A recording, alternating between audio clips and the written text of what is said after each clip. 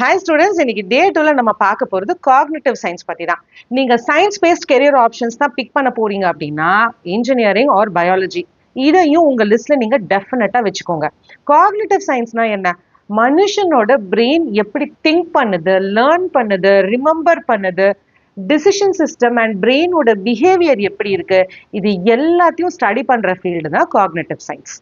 சிம்பிளாக சொல்லணும்னா neuro science, psychology and technology இது மூணுமே பிளெண்ட் ஆகி இருக்கிற ஒரு இன்டர்டிசிப்ளினரி ப்ரோக்ராம் தான் காக்னிட்டிவ் சயின்ஸ்.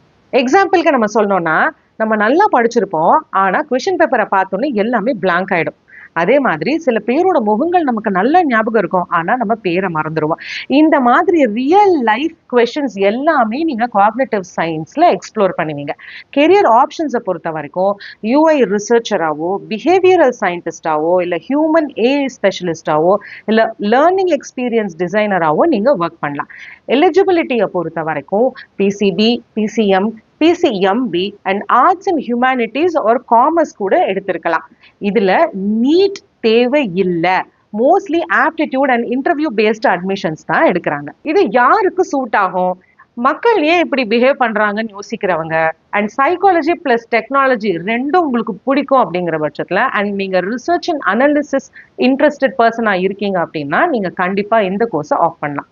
நெக்ஸ்ட் எந்த கெரியர் பத்தி பேசலான்றத கமெண்ட் செக்ஷன்ல சொல்லுங்க. Wishing you all success.